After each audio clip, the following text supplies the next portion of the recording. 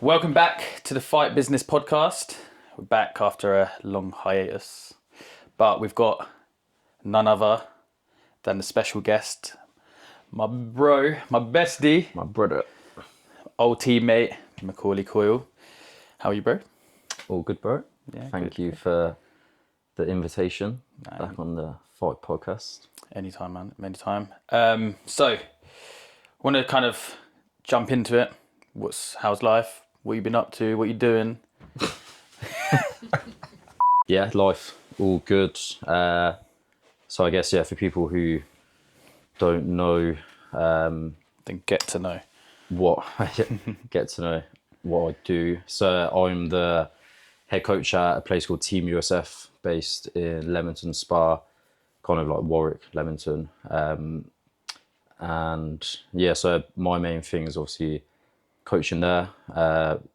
We've got, similar to you really, with like mix of different things, like beginners, people who are looking to fight, currently fighting, junior classes, all of that. So most of my time is spent in the gym, pretty much the same as you at the moment, and trying to get my own training in between. But that is basically day-to-day life at the moment, but enjoying it. It's going good, so I can't complain. Nice. And through the grapevine, I've heard a little something like there might be a return of the Mac. The return of the Mac. 2026. Yeah, hopefully some point this year, get back in there, seeing how the body is over the next couple of months. I'm not really like trying to put a date on it, just kind of get fit and just enjoy getting back into training, like getting back into the swing of things. Yeah, to be fair, because I think once you start putting dates and stuff on it, that's when a you're bit kind too, of like, forcing fixed. it. Yeah, and then and like, it's hard. Like you trained since you were so young, and then your body breaks down. You have a bit of time out, and then coming back. So like obviously, I've had that where it's actually a lot harder. And then it's like you're just trying to prevent injuries and everything. Luckily, touch wood, I've never really, even when I was fighting, I never really got injured at all. Except from like a bad shin or ankle, like just like normal things, but never had nowhere near like as bad as what you had it with, like broken hand and stuff like that. So I've always been quite fortunate, but I think it's that how we used to train when we were younger is different. Like speaking to someone about this, where it's more like just training smart instead of hard. Like even when we were younger, if we were like our legs were battered or like you've hurt your wrist or something, you still just train through it. Yeah. Because it's like more you're proving to yourself that you're mentally like tough and you're physically like, I'm going to train. I can't have any days off. Whereas now, I've been quite kind of smart about my training. It's like you want to have that mental edge. Like If you kind of give up or like if you stop because of an injury, back then when you were trying to prove something, you feel like you've kind of lost something. I don't know what it's in your own head. Yeah. Exactly. Once you've kind of got through, like you've been through like hard fights, hard camps. Once you've done you it, know you're that like, you got it. Yeah, you can do it. Yeah, exactly. Like that's same as me. Like trying to like train now and listen to the body, like rather than just going through. Just go through it for the sake of it. But yeah, man, it'll be good. Hopefully, if everything goes well, we'll see you back. And what I wanted to touch on as well, I don't think many people know, but how we actually met. So we're going to go through like the whole, because we've got some mad stories, me and Mac. Like to be fair, maybe some we're not allowed to tell the podcast, but but definitely shouldn't have had a GoPro on us in Calsam Road, 5 a.m. Calsam Road. But some crazy stories. We actually first met from doing an interclub together. So we actually had a fight, and I think I was around 14 because I moved to Liam Robinson. Yeah. I was kind of in that transition period of moving to Liam, and then you were with Pindy. Yeah. And then it was at Pindy's gym, wasn't it? It was at the TMA. old gym. Yeah, they had the old gym at the side of like this like venue, like wedding venue building. So it was quite a small gym, wasn't it? But compared to his now, actually. I like that gym. It was quite, like back in those days where it was like nothing like fancy or nothing. It was just like a ring and matted area, but it had like a good kind of like vibe to it. It was like, to be fair, I actually wanted to touch on that at some point as well, because again, we spent a lot of time in Thailand, and I will get back to the original how we met. But I was thinking about this the other day, like some of the facilities, some of the gyms that when we were coming through, like I remember we always talked about going to Kiat Mugao, and now that's not even a gym anymore. Yeah. Do you know what I mean? Like we were so obsessed with like that rustic, just that to, like, rough and ready spit and sawdust. Yeah. But and there were so many gyms. Even Sassy Papa was like that. It's kind of still like that. Yeah, still. Yeah, that's where he kept it. Probably like it's not changed much, but it hasn't like had to change. If you know, it's kind of like kept. It's authentic. But Thai. But now, like gym. when you go to Thailand and even gyms in the UK and stuff, like it's very very like high end now. Like you got, like, yeah. Bang Tao. Yeah, like Tiger. strength conditioning and stuff. And There's a lot of mad gyms, but yeah. So yeah, we done an interclub together. I didn't know who he was because you just started trading. Yeah, I'd already had a few I think that fights. was my first interclub. Did I do one just before we did one? Because I think I did 2 that day. Yeah, I think I did a couple that day. Yeah, I think I did one. There used to be a gym, was above Pindy's gym as well, and there was like I think they were more like kickboxing or like MMA, but they had a few juniors, and I think I did one against them, and it went pretty well. So like my confidence was sky high, and then then we did whatever. I just knew straight away. I was like, oh, this guy's like, he's been training a lot longer than me. And then I think we were like similar. I was probably a little bit bigger, but not by much. Nah, I think you always was like just a slightly. You were always like a couple of kilo heavier than me when you fought, yeah. but like, wasn't like much bigger. But yeah, just got battered. Just got battered. It's funny because however long it was. I moved to Liam Robinson's gym, so he was like, right. I'd already had like multiple fights at this point as a junior, but my style was completely different. So I was actually more like, it's weird because obviously I'm known as like a technical fighter now, but back then I was more just scrap. And I was like more kickboxing. I was very bouncy, like light on my feet, in and out kind of style. And then I moved to Liam and he was like trying to change my style to like more traditional Muay Thai style. And then he was like, look, I know you can fight, but I want to like the new style that we've kind of been working on. Let's go to an interclub and implement it. Like just get your skills working. Yeah. And it's the first, when I've done that interclub, it's the first time where I ever like kind of relaxed. Yeah, you know, like where I wasn't jumping around like, in and out. Yeah. And then I think I did maybe 3 that day. And I went for you. But I actually remember you being like after. I think that's why we actually got in contact and kind of become mates because. Yeah, like because I remember like doing the interclub view and I was like, oh, he's actually pretty sick. Like for someone that hadn't done it for long. Yeah. I remember getting you with a naughty sweep though. Yeah, one that like the back. Yeah, one of them landed straight onto the canvas. I remember that. Yeah, taking the wind I actually out, remember that proper. That was a bad one. That was a bad one. That was actually dreadful. Yeah, like everyone was like, oof. Yeah. Like little kid just getting absolutely pile drived into the ground. Yeah. But good character building. Yeah, and then we kind of just, I don't know, actually like thinking about it, like I don't know how we actually become, obviously because Pindy was your coach at the time. Pindy obviously trained with me. Yeah, Pindy was training with Liam and with Tony, wasn't he? Yeah. So I think there was like a bit of a crossover. So then that's how I kind of kept in contact with you. Then we just started talking on, I think it was Facebook or something, and then we just kind of kept in contact. Like, thought he was a nice guy.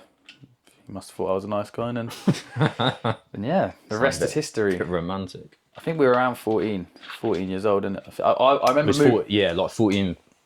I think going I was on to maybe 15. Yeah. But then I think to start off with, I remember just coming on a Saturday to Liam's to train with like you and like a few other guys. I think like it was Ricky.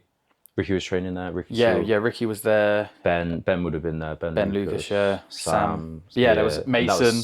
Yeah. No, we had like. There was loads, like Bart, Connor. Yeah. Yeah, there was quite a few. So like Bart and Connor were like kind of. Was Bart with Chris Podesta? Yeah, Chris Podesta. He was like coaching them, was it? Yeah, and then they kind of moved full time more to Liam. But I think, yeah. We had a wicked team back then. Well, we had a sick team actually from then, and then carrying on, we had one of the best gyms in the UK. So like that's where we like me and Max started training a little bit together, like not from the same gym, but I think I just said, or maybe Pindy, I can't remember if it was me or Pindy, basically said like come down train. Yeah. And then like because there was so many people around our weight, Bart, that Ricky wasn't actually that big at the time. He was bigger than us, but he was at 61 kilos, so he wasn't like huge compared to us. Yeah. There was a lot of people around the weight, so Matt come down and we just kept in contact like that. Then we'd start going on random nights out. I think that happened probably, and then Yeah, then he actually fully moved to Liam's, and then I think that was when we went to Thailand, didn't we, with yes, we did. Should have forgot about that as well. John Paul. Yeah, with That JP was, Gallagher. I think we were 16. I think he was just about to turn 16, weren't he?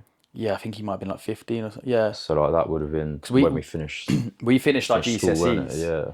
I remember getting my GCSE results, and I think the next day I flew to Thailand with you lot. Yeah, it was like start of summer, wasn't it? And then we done like the whole of the summer holidays there and more. I Yeah. think I did because at this time you didn't have to go back to school. You know, like now you have to do till 18. We were 16, so I don't think we had to go back to school unless you had college, but I didn't. Yeah, I think I started sixth form in September, but yeah, we did two. Well, I Boring. did 2 months. Did it for a year. Decided it wasn't for me, but yeah, we did 2 months, didn't we? Well, did you do 2 months? I did 2 months, yeah, and you did. So because you end up going to Phuket as well. Yeah. That's I'd say that's probably how we become like a lot closer. Obviously, we stayed in Bangkok. Spent a lot of time. We obviously were living together and stuff, and then you fought in the Prince's Cup. The Sanam Luang. Sanam Luang, yeah. So that would have been, I think maybe like after a month we were there. Yeah. I think we trained for like a month, didn't we? And then JP was doing McDonald's delivery driving.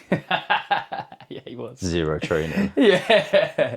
He was just like on side quests doing. He had the motorbike taxi. Motorbike taxi thing. Yeah. Yeah. Shit. Yeah, mad guy. He lived off McDonald's. Yeah, literally. But he was like, he was always like in shape as well. Like, not like, he wasn't. He wasn't like, he just ate shit, but was like always like, I don't know. I think it's that age, isn't it, where you just don't. That room change. that we lived in a dormitory in Sasi Prabha Gym, where it was like a kind of dorm. Like chucking, he was eating like snacks and then chucking it like on the floor. And then there was just McDonald's fucking wrappers everywhere. And then we had like a rat mouse infestation. Yeah, that was crazy. I remember like sleeping in there in them dormitories, and it's like proper again. I don't know if they've changed it now or what, but it was like rough and ready, innit? Like it was rough. It was like proper wooden bunk beds and like old shared bathroom. Shared bathroom. You had like Torsak and his missus next door. And, And it was like in the gym, wasn't it? So you go into the gym by like there's like a gate, and there's like a matted area ring, and then there's like a room, wasn't it? You go upstairs. And it was like, but then the Thais actually lived downstairs, like next to the ring, weren't it? Yeah. And I always remember walking in there one time. I can't remember what the Thai was like, showing me where he was staying or something, and it's literally just like concrete, like block. Yeah. Like, and I was thinking, they were on the floor. I thought we had it bad, and I was like, fuck, like that's actually, literally just on the floor, like next to the, like round the corner from the ring. And you know one thing about that as well is, you know, after you like, obviously we were waking up in the morning to train anyway, so you're up, but after fights or like on a rest day where you wanted to have a chill. Oh yeah, and the sound. Like literally you're woken up by the pads. Like Rungravi, he was there, weren't he, at that time? Yeah. And he just like absolutely just wrecking the pads. You get woke up by that all the time. Yeah, that was horrendous. Yeah. But that was good. And then there was a few like the Irish guys, Stephen Hodges, Carl Hodges, remember? Yeah, Stephen, you had the guy from K-Star. Carl, you had Danny Edwards. Yeah, it was quite a few like Declan, the Irish Declan as well. Yeah. Good lad he was. He was a proper nice guy. But there's a few like foreigners that weren't there.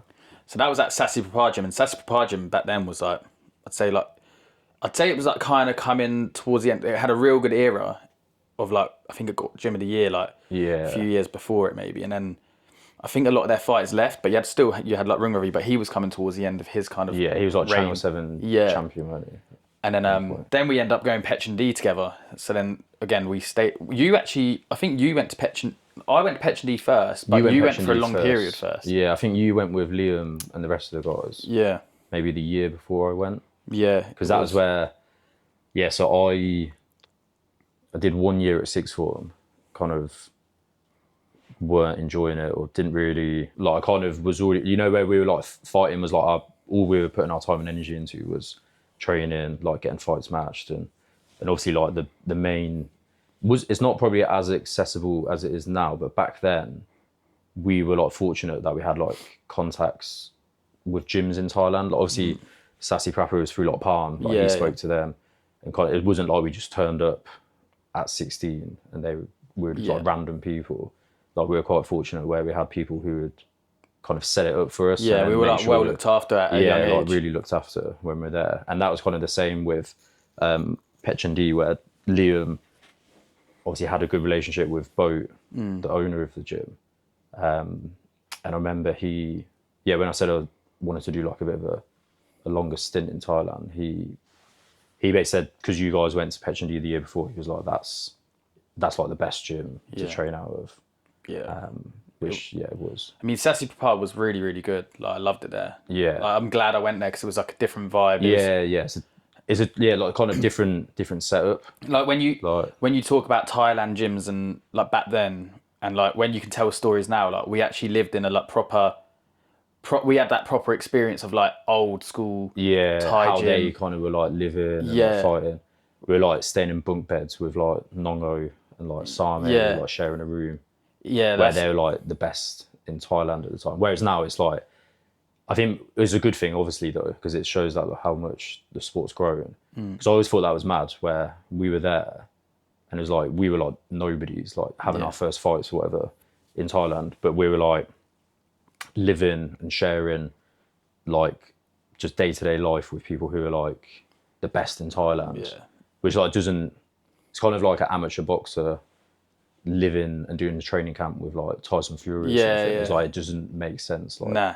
why? We were literally with like Cristiano Ronaldo's of like Muay Thai at some point. So Where they're I remember even being at Petch and D, and because they were such a big, just like legendary like, fighters. because they were such a big gym and had such power in like Muay Thai in Thailand.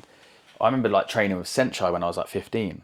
Yeah. He come to Petch and D for a week and and stuff like that, and like you're around legends like that, living with like Sam A, Nongo, Petch Morakot, like some of the best fighters, like Sam D. Like there was so many good fighters there, and obviously still is. But yeah, glad we got to live that lifestyle. It was hard though, and it was tough because like you're literally living.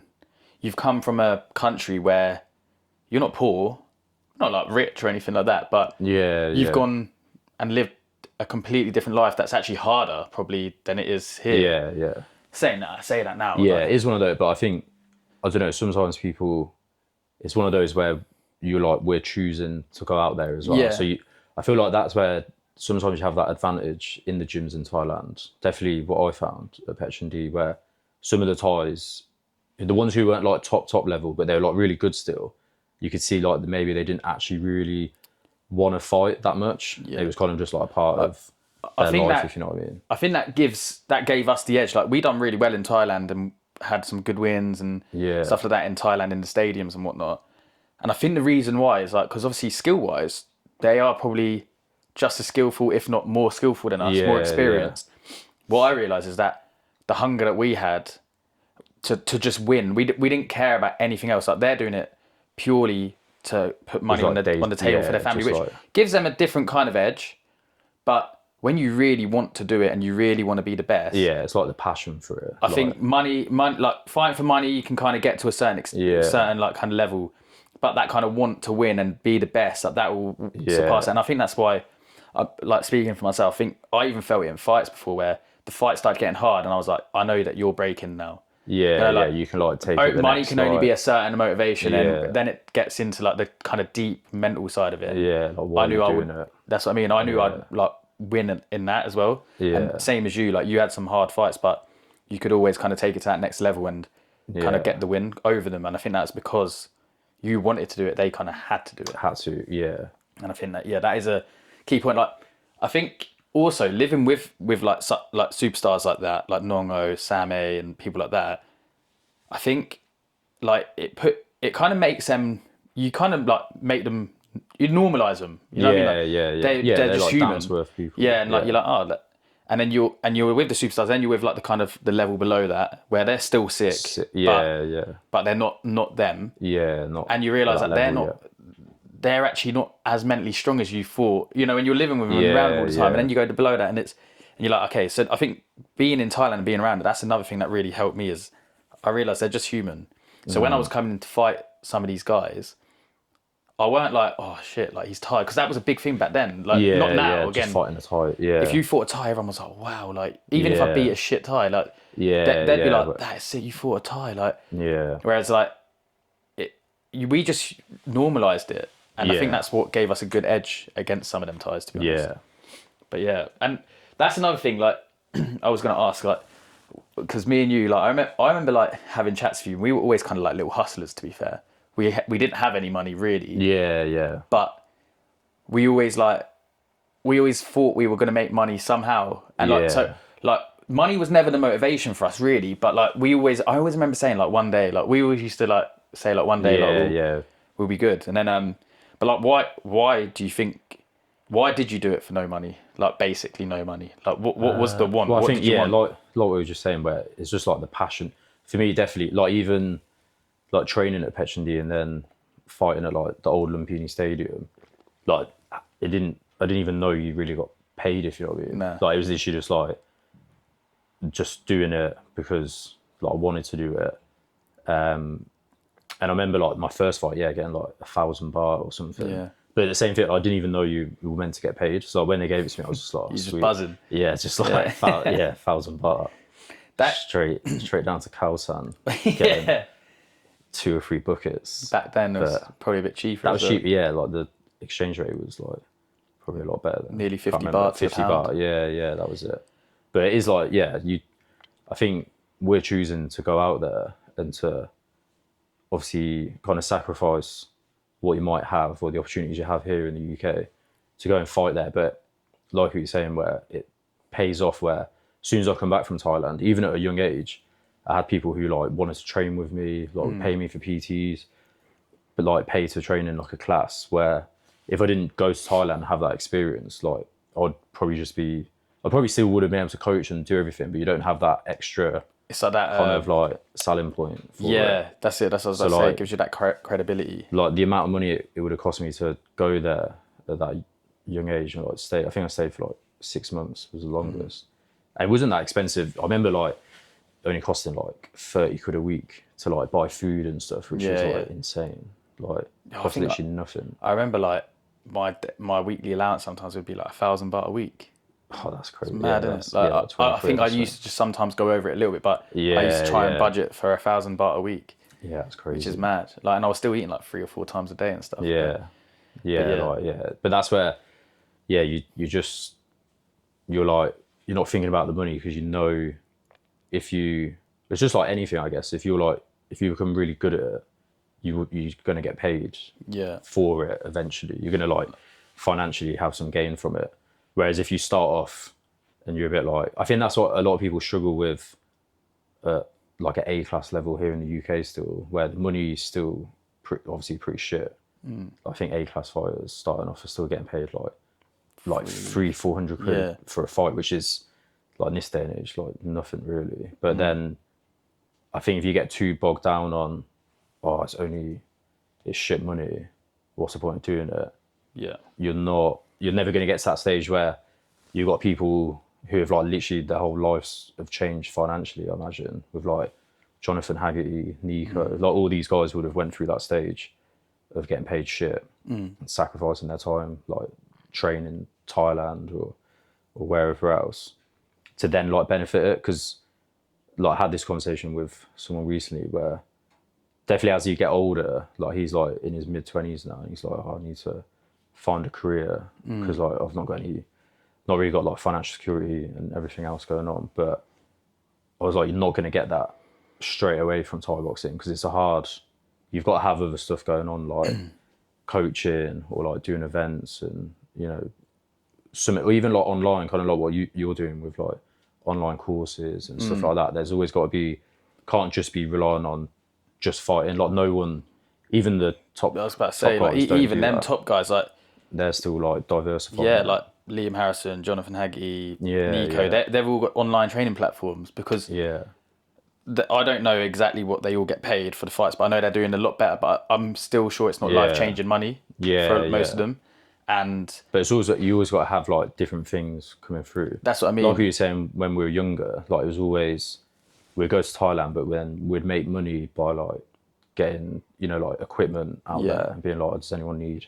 Because you're obviously getting it for cheap out there. Come back, and then you've kind of like you've made some money to cover the next flight or something, and it's Yeah. like always like kind of an ongoing You thing. basically with for a certain period in your Muay Thai career, I think for most people, well, one, I think a lot of people do see your Jonathan Haggerty's and your Liam Harrisons and Nico's and go, wow, like they got $100,000 bonus or 50,000, whatever it was. Yeah. Oh, they're loaded now, and they see like that they're getting all the like hype. But like we said, we've known all of these guys for donkey's years. Yeah. And they weren't always like that. Yeah. They Exactly, yeah. they worked their arse off and they got to the position. Yeah, and they were went probably through- they were probably broke at some Yeah. point. Well, they I'm sure they definitely were. Yeah, exactly. Yeah, it's a long a- long road to that, and obviously like loads of different things can kind of like take you off that path as well, where like getting injured or like fight opportunities or whatever. Like I think it's just like any sport where being really good at the sport is obviously one thing, but then having a bit of luck in like your career path, like things, and like adapting to it can make a big difference. But definitely, yeah, like Liam Harrison, like imagine he probably got next to nothing when he first started. It was like fighting, you know, A class and stuff. I think when he was like 15, 16. And then I'm sure he probably had loads of times where he'd be like, oh, I need to get like a career in something, but stuck it out. And then obviously like now he's probably, easily like the most successful, from like a business point of view as well, with his like courses. They've opened that new gym, like Gym King.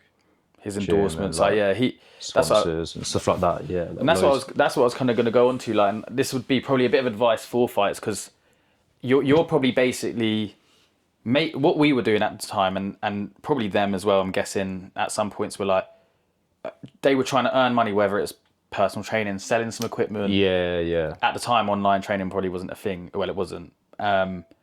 Maybe getting a sponsorship, but that was just to get through a fight camp, to maybe go to Thailand, just to fight, and then it's that cycle. It's like paycheck to paycheck still, but just a Muay Thai version. Yeah, whereas I've seen it like not that often, but I've seen like over the last couple of years when I've like a bit more involved in the sport again, where people get like sponsors and stuff, but then they don't actually fight. Yeah, and then it's like, but what have you got sponsors like for what?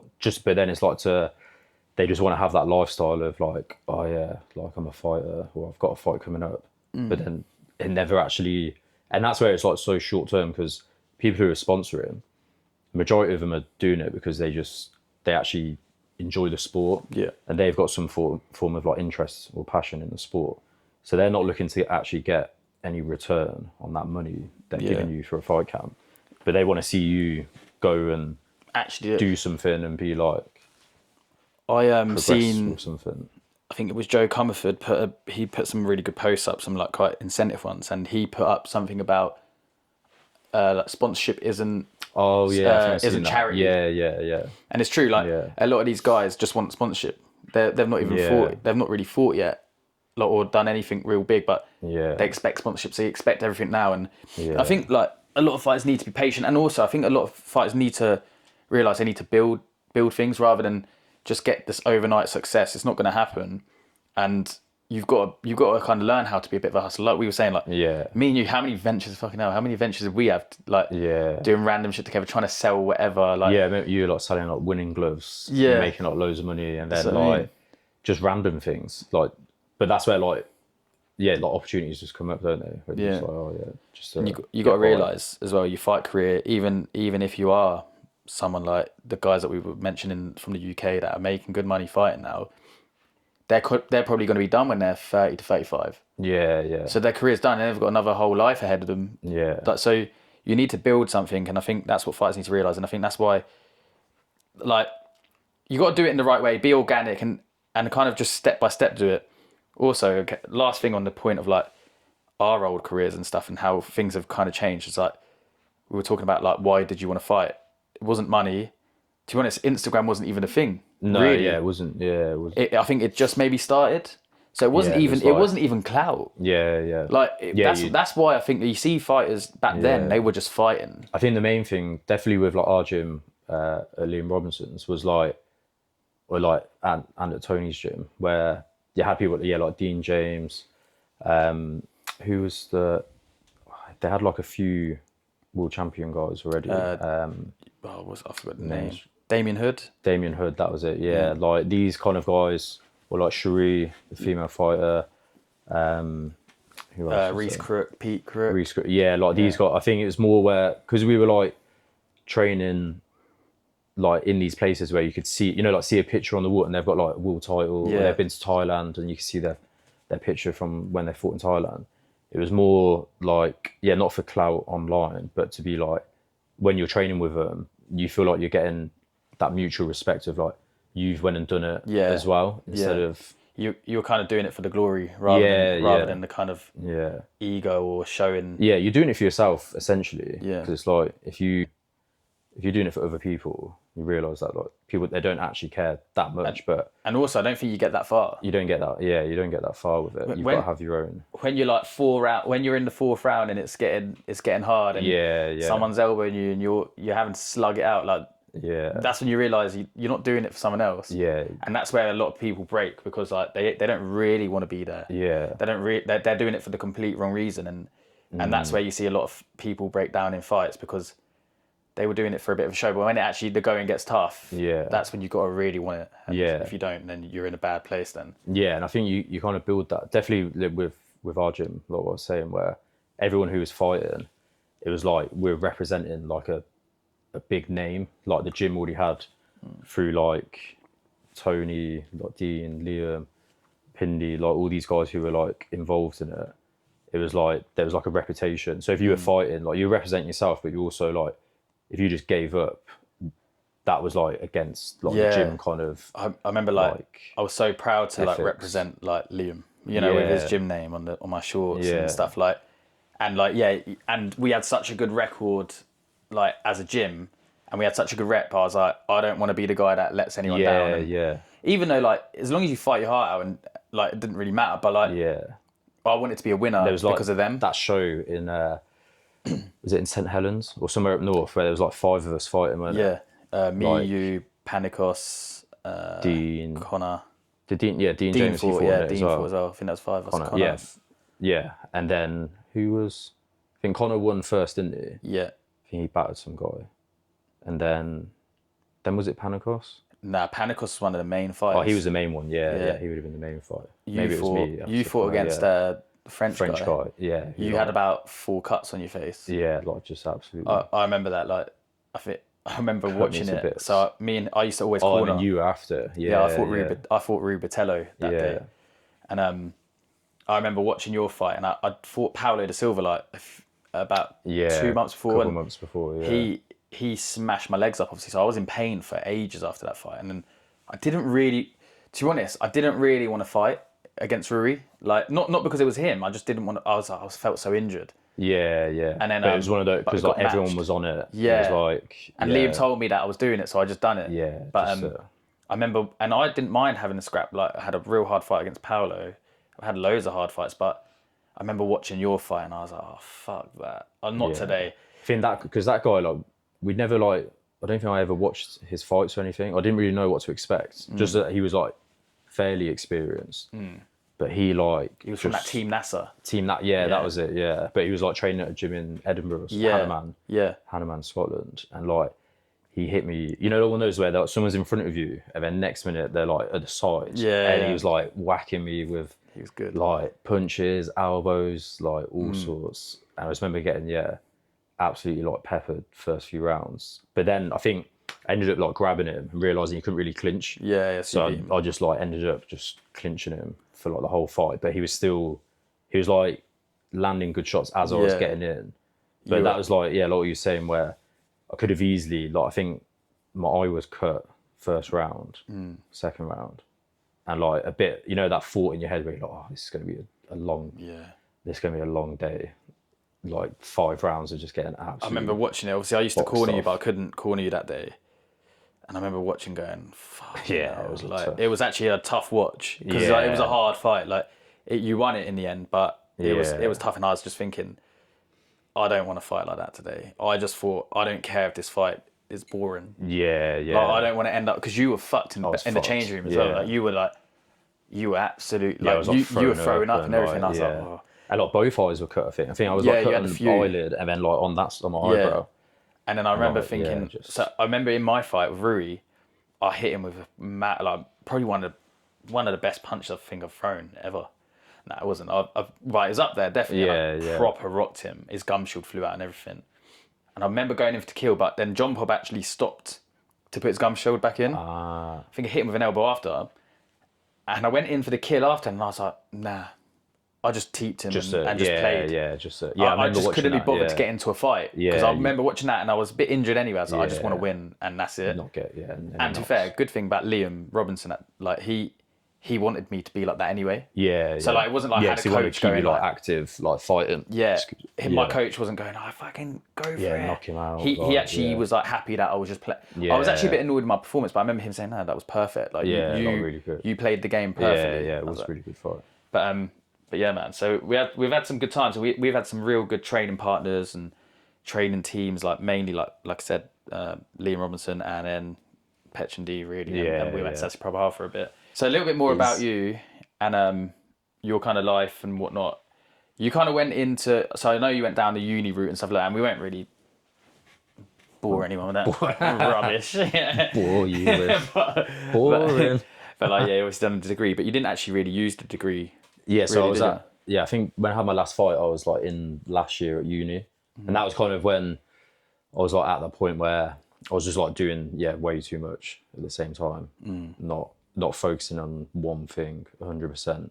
And like I kind of lost the passion to fight. And like we obviously touched on like having the passion, that's why you done it. There wasn't really money. Yeah. Obviously you lost that and then you kind of paid a price for it in the end because there was a few fights. There was definitely one fight when you fought Reece Thompson, and I mean, I actually thought you won the fight still, to be honest. Yeah, I thought I still won it, because I always remember last round as well, kind of like, you know, where you like kind of touch gloves? Yeah. And I kind of like was like, you know, where you just think, oh, I've won this. Yeah. So I was kind of like quite relaxed going like, oh yeah, like good fight kind of. Yeah. But then like if I thought I was like down, like the last round, I felt you won it enough to like go more. However, I did think you still won that fight, but I think that was nowhere near your best performance. No you could tell you didn't care that much. Yeah, I didn't have that. I didn't have that same, just like fire for it. Yeah. Where like, and definitely, I don't know what. It was just like fighting on a Sunday, like it was Crawley. 2-3 hours away. You know, and I think that's where it's dangerous to be in a position like fighting should be like. When you've got the fire for it, it's like it doesn't matter where you're fighting or like what day it is, whatever, you know, like whoever you're fighting, like you got that like passion. You just want to fight. Whereas I was becoming too focused on like the inconveniences of whatever fight, you know, like I've got to travel for it. Oh, it's quite long. Or I've got to like make weight, and instead of just getting on with it. But that was like that was while I was at uni as well, and like I think looking back now. I was trying to like use it as an excuse, but it is, you know, it's something where you've got to make that decision. Like you're either fully in or you're not. Yeah. And that was where, after my last fight, was in Paris against Elias Mahmoudi. And the same thing for that. Like I just remember, like the fight was actually going all right until I nearly got my head blown off with a shin to the back of the neck. Like just the most insane. Yeah, it's, you know, obviously not funny at the time. It was a bit like, obviously gutted, but it's funny looking back on it because I remember I think me and you had a conversation and we were obviously mugging each other off. We were in Petch and D, I think. We were we were in the room together, and then you were like, never been dropped, mate. Like I'd been dropped in my career or something. Yeah, you got dropped a few times. But like come back from it. And you were like, got never. Iron chin, like I've never been dropped. And then you fought Elias Mahmoudi. Got chin. And he absolutely took your head off with a kick. That was horrendous. To be fair, you kept getting up as well, but you were gone. Yeah. No, I remember. Yeah, I can't recall seeing it. You know, like where you think you can see you're about to react. Like I didn't even like react to it. I remember him being so close. It was weird though, because he was at a weird. He was quite close to you, but he managed to get his leg up high. I think he like elbowed me. He was like that close. He elbowed me, and then somehow got his like leg around the back of my head, which is like insane. But like that was the last fight I had where I was, and then after that I think getting stopped as well, where I was like kind of made it a bit more clear to me where I was like fighting it's not like you just go see how you get on. It's like if you're not fully, it's a very tough sport, and like even if you are enjoying it and you've got the passion for it, there's so much what could go wrong, and like you're sacrificing your health essentially.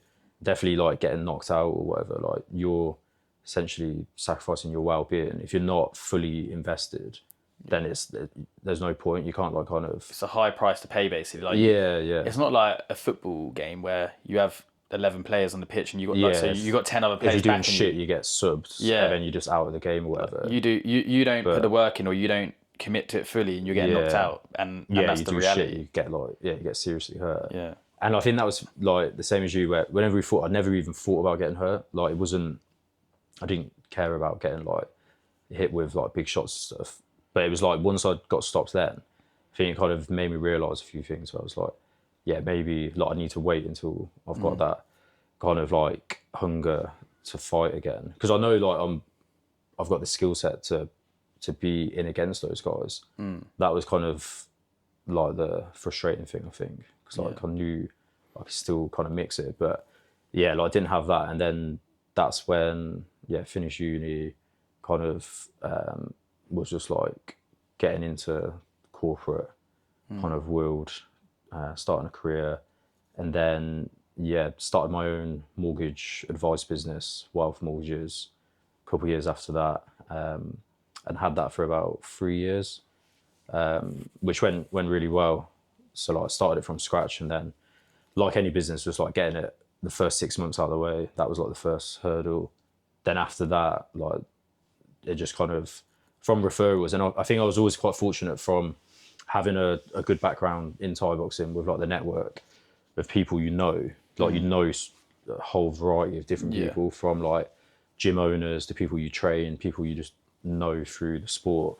So I was always very fortunate with that, especially with like Phil Shedden, like one of our good mates, where he was always involved like promoting like the main event. I think he like trained and had a couple fights early on in his career as well, but me and him always kept in contact, and like he's a good mate. I feel at least you saw him like a few days ago, and like he was really helpful when I started my own business with mortgages. He like would refer me people who he knew, obviously who knew mortgages and stuff, and then he actually referred me Tom Aspinall. I think he just got signed to the UFC. Yeah, I remember. Yeah, and like we went to watch him. Well, we went to watch him at his first London one. show. Yeah.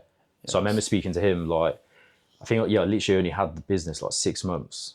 And like, I think he was like well known to people who follow MMA. Yeah. But for like me and you who like kind of follow it loosely, like I didn't really know who he was that much. But to be fair, like even Phil back then was like, oh, he's like, he's like really good. Like he's, the next big thing. Yeah, and the next big thing. Like he's already got like a few good wins on the UFC.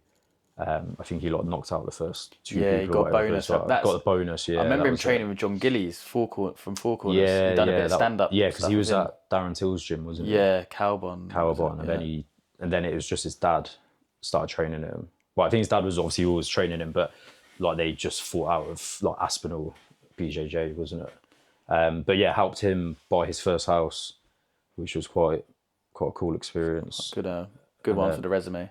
Good one for resume. And you know what, him like and his family, like they're so like just like down to earth, like good people. And then that was a good thing with the mortgages. It was all kind of still somewhat connected to Thai boxing or that kind of community. A lot of people who either had like gyms or like who just like referred me to people they knew who needed mortgages or like insurance. That's what I was gonna get onto as well. Like, so like obviously because I remember you start doing well at that, and like you obviously got a young family, and you were providing for them, and you were giving them like what they needed still. Like you have 2 kids, and then you kind of randomly said that you didn't really want to do it anymore. Yeah, and you wanted to go more into like full-time coaching again. Yeah, that was like. Why was that? I think because I was always.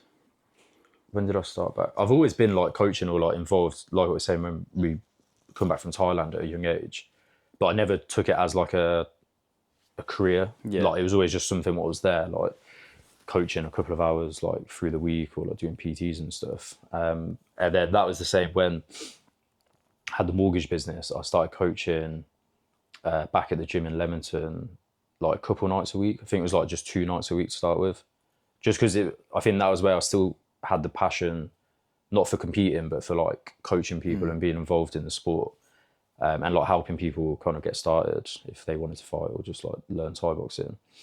But then I think as time went on, I was then finding myself spend more time in the gym. It was like, it wasn't just doing 2 nights, I was doing like 3 nights or 4 nights, then going to like shows and kind of getting fully back into like the role of like a coach, I guess, for a gym. And then with the mortgage business, it was doing well.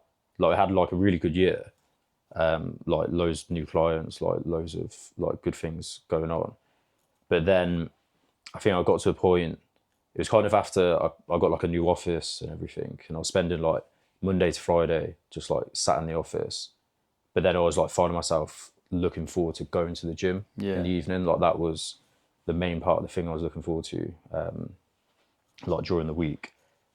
And like the mortgage stuff where there's so much like compliance and like all these different things, like the fees, like how it works when you've got your own brokerage. You have to like, you're either directly authorized, so you directly authorized to the FCA, and you have to keep on top of all your compliance yourself, pay fees direct to them.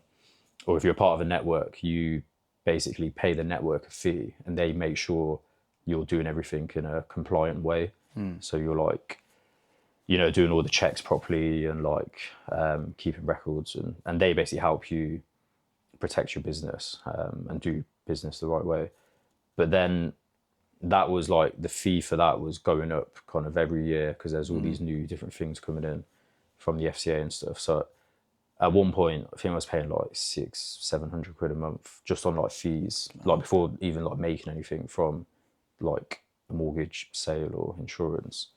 So it was a lot of like kind of high pressure, you know, but I kind of enjoyed it to start with, like, you know, building the business and obviously like getting clients like Tom, and then, you know, trying to go a bit more down like the sports professional kind of route, advising them.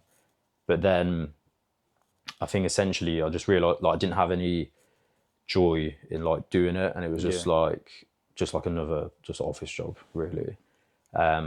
So I decided to sell the business last year, like early last year. So a company in Leamington, Parkway Consulting, they've basically took over all of my old clients. Oh, nice. And I've still got like an arrangement with them where like I try, and any people who come to me, either like past clients or like new people, I kind of just like pass them onto them to help out. So like I've still got kind of some form of connection to it.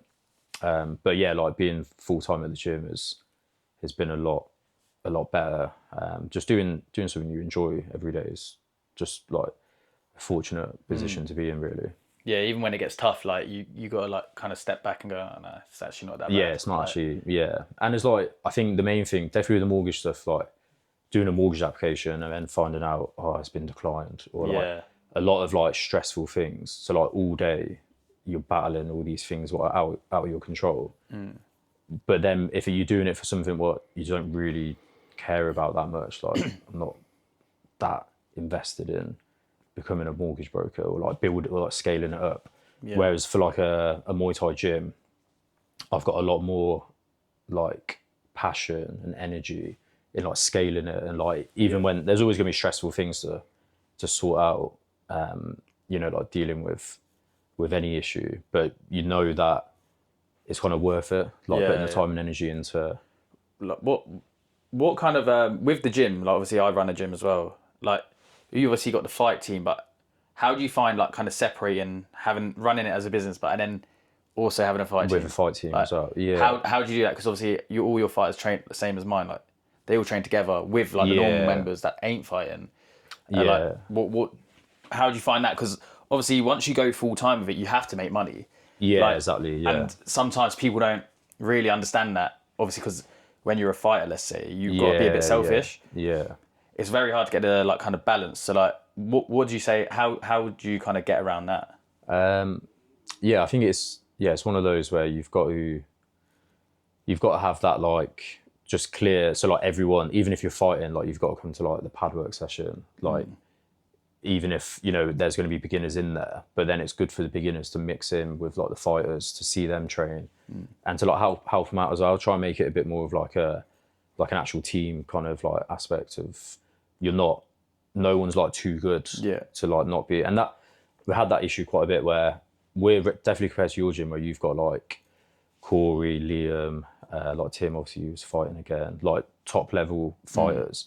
We're still very, because it's only been like a couple of years where, and only really over the last year or so where I've been a lot more active, because obviously before that I wasn't doing it full time. It was like kind of part time, so I didn't push the fight team as much.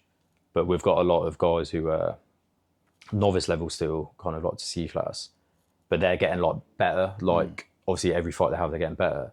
And you get a few people where they get to a certain stage, I think, and they're like, oh, but I'm too good to hit pads with like someone who's only been training a month. Yeah. Which is like, Get you it. know, you get it, but everyone started off as like a beginner at some stage. So it's like, you can't ever be too above your station, because it's like there's always something you can kind of give back. And then they're still, obviously we've got like the advanced class where that's their main training session. Yeah, so they where get they to go. get to like hit pads with me or like with some of the other guys who help out kind of holding pads, and like sparring. We do a lot like with your gym, like like a few of our guys come and spar with your guys, spar at like Wheelie Castle, Zach, his guys. And it's like, there's always ways to get more training. Yeah. Or like Pindy, like a few of my guys go train. So like even if one session they had to do a couple rounds with someone that wasn't so good at holding pads, yeah, like sometimes you've got to stomach it just as a sacrifice for the team. yeah. Sometimes, Well, like, we've been there as well. I remember like Yeah. training, even like whatever gym, like all the gyms where we've trained, where you always get like someone who like is just doing it more for fitness, or like Yeah. they're just there just to like kind of learn, and you know like it's not going to be a hard round sparring, or like Yeah. they're not going to be that good at holding pads, but you kind of just have to stomach it, and just like they're trying to get something out of it as well. yeah, you got to kind of remember where you started. Yeah, and it's not like every session, you know, if someone's getting close to a fight, that's where they're getting a lot more attention from me. Like I'm holding pads for them like every session.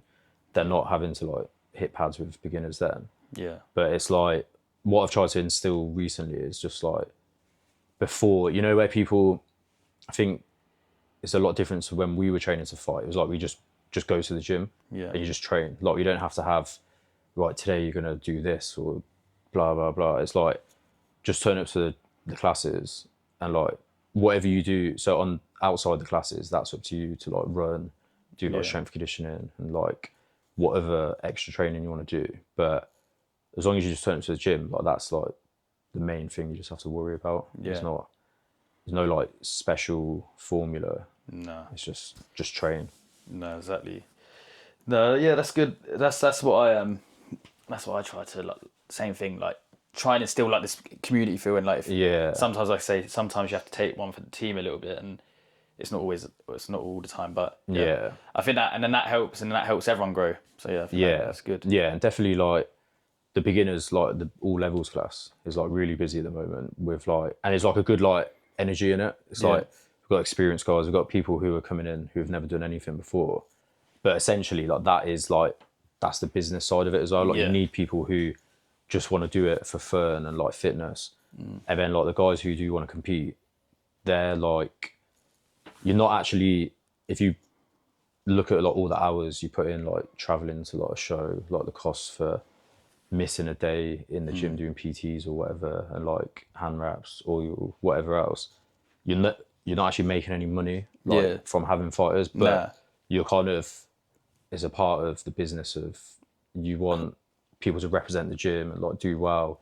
Also, to be honest, with the fighters, like, and I love it. I love having a fight team, so I'm not complaining about it. But they're the ones that you have to answer to constantly. You know, like, So Joe Blogs that comes and he just wants to keep fit, and he comes twice or 3 times a week. Let's say he comes, hits his pads or does his spar, whatever he does, and then leaves. Yeah.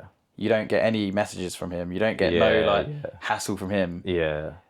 But the fight team, they get very, they're like divas, and I probably was like it myself at some point. Like, because it is a bit more intense. You have got a fight coming up, so you actually have to answer the fighters more as well. So like, even when you're at home, you're answering messages, like trying to help them, thinking about their weight cuts. Or what should I do about this? What should I do? That's it. Yeah. So, yeah, you end up, I think the biggest things are, people don't, like, you're a bit of like a counsellor. Yeah. Like, even like Joe Blogs and stuff, when they come in, once you get to like, which I think is a good thing, because like people use that time to like come into the gym as like they're de-stressing. They might have whatever going on in their life. They want to, like just be somewhere where they can like just like do something fun, like forget about it.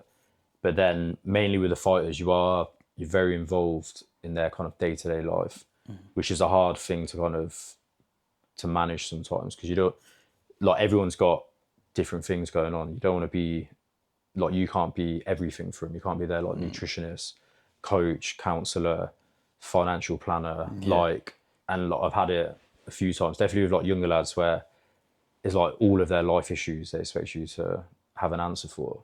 But that's where I think as a coach, you've got to have like that kind of boundary where you're like, look, you can help with like certain things, but essentially if your life's if you can't train because you've got so much shit going on, like your work, like you haven't got a job and you're like struggling with money, blah, blah, blah, like maybe getting a fight now isn't the best thing. Yeah. Like maybe get stuff like sorted first and then be in a better place to fight. Because like I think people put too much pressure on themselves. Like they've got too much going on, but they like, but I've got to fight. But it's like you don't.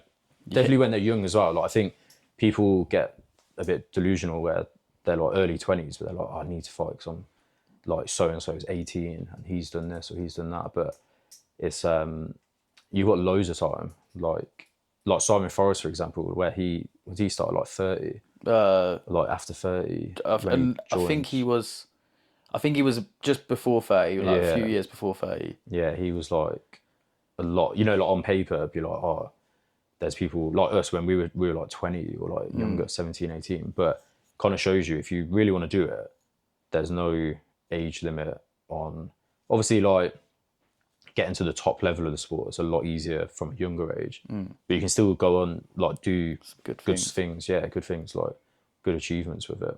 Yeah, man. We're going to move on to a few fun segments of the podcast, and we're going to try and do this weekly. So the first segment that's a little bit fun would be with any of our guests. We're going to ask them who was their favourite fighter, past or present. And I think I know who yours would be. Who do you reckon? Pass. I'm going to say Sakadal. Yeah, to be fair, he was probably the first one. Yeah. Popped into my head. Why was he your favourite? He was my favourite probably because he was like southpaw as well. Like, and that was a big thing, where you're kind of watching a lot of fighters and you're trying to like take little things like, like they've done that in a fight, or like, adding things to your own kind of training. He just had like a sick style, man. I think I was actually watching him. I was watching him lately because I was preparing like the kind of a few things I wanted to do in the podcast, and this was the thing I wanted to ask you, like the past or present. Who's your favorite? Yeah. And I watched some of his fights back. He didn't. I don't think he ever took a step back. Yeah. And he just had like a pure like poker face. Yeah, like I actually was with him. I met him properly at Evolve. Yeah, innit? Evolve. Yeah. And I did some bits of him. He's a really nice guy actually. But like, same thing. Like just poker face. Sometimes I didn't think he liked me because he didn't really show much emotion, even day to day. Yeah. But he actually, once you speak to him, he's a really nice guy. But I was watching him, I think yesterday against Paco and then Singdam. He was getting punched up, and but he would just get his head knocked out, and then he would still be going forward. Yeah, just keep. And he was like a Muay Cow, but he actually could kick quite well as well. And he could box. He could box. Yeah. My favourite fight of his would be against that. Is it Nong Beer? Yeah. Channel 7, but I can't find it on YouTube. I remember that he just went crazy punching him because he got dropped. He was because like Channel 7's obviously quite like an exciting. They want both fighters to just go for it. So like, but his style was very like quite slow and methodical to start with. But then that Nong Beer was just boxing him up, but he actually dropped him. But it was like more of a flash knockdown. Yeah. And then that Nong Beer obviously then went for it, tried to like get him out of there, and he just like I think he hit him with like a punch back, like a uppercut or something, and then dropped him. Yeah. And then when that Nong Beer got up, he just like went for it. Yeah. Like just he went crazy. Yeah. Crazy. That was a like, sick fight. Yeah, just non-stop punches. Like, yeah. But that was probably one of my favourite fights. Yeah, Sagado, he was a legend, and like you said, he was up quite slow. Just like moving, He'd like plod forward really slowly, but then he'd grab hold of them and he'd kneel. He'd go slowly, take loads of hits. His head would just be getting like ping back. Yeah. I actually fought in the UK. He fought against Liam Harrison, and Liam punched his head in. Yeah. But he actually even come to the UK. I think he had a fresh scar. I think he fought I can't remember who he fought. I'm going to say Senchai for some reason, but it could have been someone else. But he had a fresh. He fought like all of them, didn't he? He had a fresh scar on his face. It looked like he'd just been cut, and I think he got cut in that fight. Yeah. Liam was punching his head in, and but same thing, just kind of walked forward slowly, and just he left. I remember him left kicking Liam a lot, if I remember rightly, like with good left body kick. But yeah, he's a legend. I miss them kind of them days. Yeah, there was some good fights then. Next segment of the podcast, another fun kind of just a little bit of a fun segment. We're going to try do a few of these different things just to kind of for a bit of entertainment. The next one is Muay Thai trivia, and my good lady in the back, my camera woman, she's gonna ask us some questions or give us 3 clues. She's gonna give us 3 clues, and we've got to name the fighter that we think she's talking about. So it's probably going to be fighters, but then maybe some days it might be about an old gym or something like that. I have no idea. She's been given names by Josh from Cyprus. Josh Martin. Josh. Cypriot Josh. So I have no idea who she's going to ask and what questions. So we'll just shout out who we think it is. Yeah. Ready. Get the buzzers ready. Clue number 1 is that he's a Muay Thai Suck it out. He's a Muay Thai fighter. Clue number 2, lost a fight due to a knockout by headbutt. Ooh. Muay Thai fighter lost by knockout, headbutt. Oof, that's thrown it. That's thrown me. Yeah, go last one. In April 2022, it was announced that he moved to Japan to become a Muay Thai trainer at... Pack on. Oh, you bastard. You actually got it for me. Headbutt. Who did he get? You don't even know. Yeah, we need Josh to fact check. I wonder who did he get? He got knocked out by headbutt. Got stopped. So the first one was he's a Muay Thai. He lost a fight by headbutt, by KO, Got stopped. and then he moved to Japan a few years ago. I need to. I did Google it to check it. Headbutt, KO. Oh, it was against the Burmese fighter. Oh. Like that's I don't know if they were fighting. Were they fighting? What's it called? Maybe they were Left fighting way. a left way, so they were allowed to headbutt. Right. Oh yeah, he did. That's crazy. He got knocked out by Solin Oh. I think he's on One Championship now. Oh no way. Solin or Drop the something. nut on him. Drop the nut. He lost it. Right. My boy Pac-On. Yeah. Probably That's crazy. Fuming after that. Oh, I got knocked out by headbutt. I got knocked out by the old Glasgow Kiss. Right. Okay. Next question. Fighter number 2. Next clue. Fighter number 2. Clue 1. Nicknames: the Diamond and the Turbine from Hell. Diamond and Turbine. Ramon Deckers. Fucking hell. Well done. Clue 1. Number 1. Should have Do you got want up any early, bro. other 2 clues, or? Go on, give it us. Yeah. So Ramon Decker's the Diamond and the Turbine. Turbine from Hell. The Turbine from Hell. The second clue for him was first non-Thai to be named Muay Thai Fighter of the Year in Thailand, first foreigner to fight for Lumpini Stadium titles. So, did he fight for his title? Yeah. Did he? I didn't think he actually fought for the belt. I thought he fought the champions. I could be wrong. That's what people say.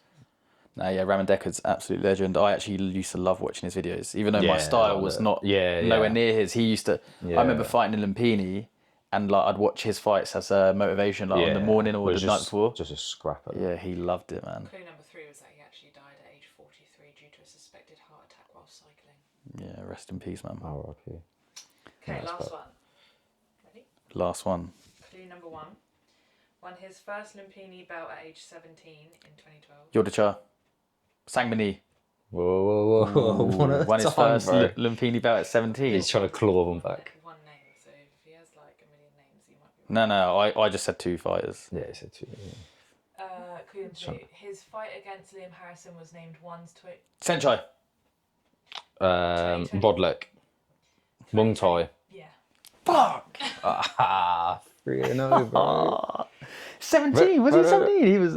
Yeah, he was only young, wasn't he? He's another one. He's been. he's sick. His head's been punched in for years. So I'll finish that clue and I'll do the third one. His fight against Liam Harrison was named one's 2022 Yeah, that was year, sick despite fight. a loss due to his incredible back and forth action. And then clue number 3 was his nickname is the Zombie Elbow. The zombie. Clue number 3, his nickname was the Elbow Zombie. That's so obvious. If no one gets that, but it's just a little clickbait. Yeah. Yeah, the last. you didn't say Elbow Zombie. You didn't give us the last clue. No, but you said didn't the get- second clue. The was Liam obvious, Harrison. and you- Yeah, you didn't get that. You Yeah. said Senchai, something. What was the second clue? The Liam Harrison fight one, yeah. was 2022 To be fair, I think Yeah, I think I actually said the answer before you finished the Replay. question. Yeah, you maybe have to replay that. Anyways, Pull that one up, moving on. And last little bit I want to kind of get into. We will start kind of reviewing fights and stuff. Like it's the start of the year, and obviously there's more fights to kind of come. But I really want to talk about some of the big UK Muay Thai fighters at the moment that have just had fights or having big fights in the pipeline that have kind of been confirmed. So we had last week, we had George Misakitis and Holly Bowness. They fought on RWS. Yeah, RWS. George lost he lost to Avatar from PK Senchai. He got dropped, I think, was it round 1 or 2? Round 1. I think it was round 1, yeah. But I think, he looked like he was doing He's tough, doing George. well. Yeah, he's very tough, and he's fought a lot of good names now. Yeah. We know him very well actually as well, George. Good lad. And he lost narrowly, but that's the only problem when you do a 3-round fight. Yeah. If you get First dropped, round, it's impossible to. even if you lose the first round without being dropped, as soon as you lose, you're chasing a fight. That's the only thing that I don't really like about 3 rounds. Yeah, 5 round is different, isn't it? And that's what I think. Yeah, George, he's definitely like more of a 5 round 100%. fighter, like his style. Yeah, like I actually spoke to him the other day. Like he obviously done a few fights on One Friday fights and stuff like that. Yeah. I didn't really think that was him. I didn't think he suited that style. Yeah. And he is a beautiful Muay Thai technician. Yeah. So glad that he's gone into that more the traditional route Yeah. anyway. But yeah, I had a real hard fight. Avatar is obviously a real tough opponent, really good elbows, and that's basically what won him the fight really. And then his girlfriend was on the card, Holly. She looked like she was very dominant. Yeah, she's got an Elbows. southpaw. She's huge. Really long. Really tall for the weight, and she's had that was a good win for her, and she's fought a lot of the top girls in the UK now, so I'm guessing she'll probably be. I think Leonie Hardman, she's fighting Saturday. Saturday. So that's what I was about to say actually as well. We've got Saturday. obviously Holly just fought.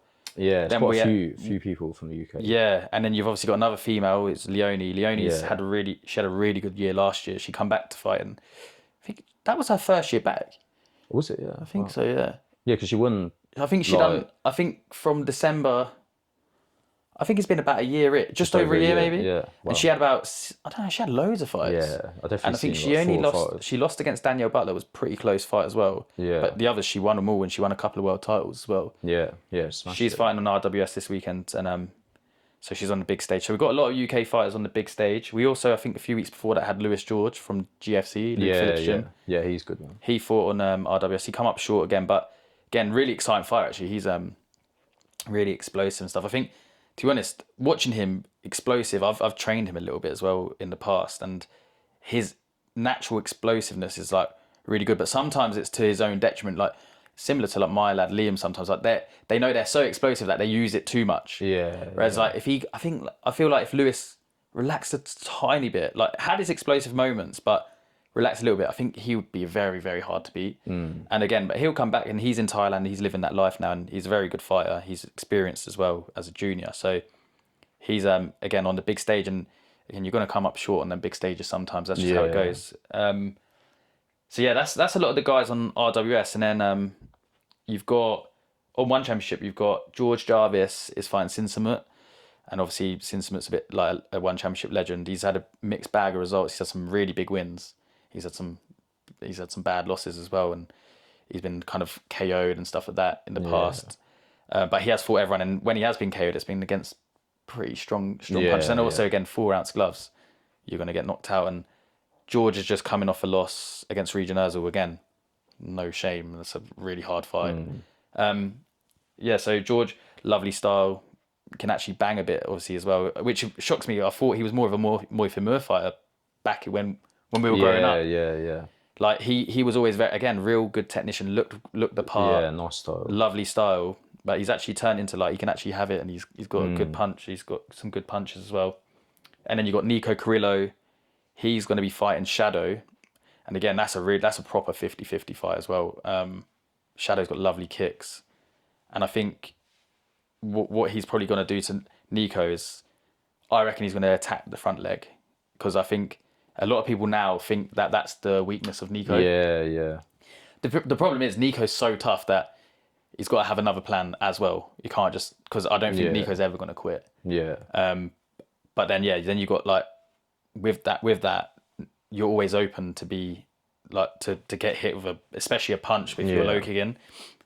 And I think that's where Nico could probably have success against him as well. Also, Nico's proper strong. Like, his kicks are solid. He's obviously got dynamite in his hands. So another really exciting fight. And it's quite an exciting, it's a really exciting time for UK Muay Thai. We've got so many good fighters. And like some, we've got, I mean, I've got some great lads myself, but then you've got, like, your Ant Deary's, who he's doing so well this year. He's beaten some top level names. Alfie Pierce. Yeah. Like, you got some real high level fighters. And that, what's he called? Bad. From, he's good. John Yeah, Hodgkin. shit. Actually, he did fight. He fought last week. Yeah, I thought so. Forgot about that. I think he's like 5-0 in one. So to be honest, with that, actually, I actually completely forgot that was last week. I haven't actually watched that fight yet, but I didn't think that got covered as much as what it usually does. But I didn't see too much. To be honest, actually, he's a problem. Yeah, he's sick. Holy shit, he's just non-stop as well. Yeah. He's got, he's southpaw, he lands shots really well, he can box, but he's got, like, an engine. Yeah, it's just that constant, like, And pressure. if you're weak-minded, you're going to crumble against someone like him. We've also got the return of, he's not a UK fighter, but he's one of our good friends, and one of my favourite fights to watch. He's always in a great fight. Savas Michael, or Michael Savas, however you want to say it. Just two first names, but but yeah, we've got he's back on the 31st of January on RWS. I think the opponent's to be confirmed, but again, I'm like probably one of his biggest supporters. I'm always kind of rooting for him, and I just feel like he deserves I just feel like he deserves what he set out to do. Yeah. Do you know what I mean? Like, we've been in the gym with him for years, and he hasn't left Thailand. We know how hard that is, the Thailand route, and to be honest, it's very hard to. I really struggled to stay for long periods. Yeah. I'd get to, like, a certain point of, like, being away for months, and I'd really want to come home. He's been there since he's, like, I think we met him, 16. 15. He came to Petchendu. He really hasn't left. Yeah, and he's been there. So he's been there for 10 years. Probably, near 10, or years at or least so. 10 years, I suppose.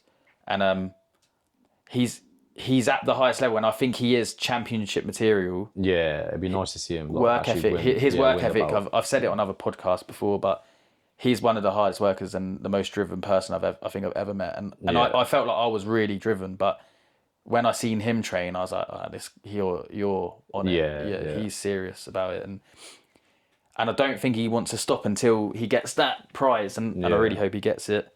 Like I said, he deserves it. So yeah, we'll be rooting for him as well.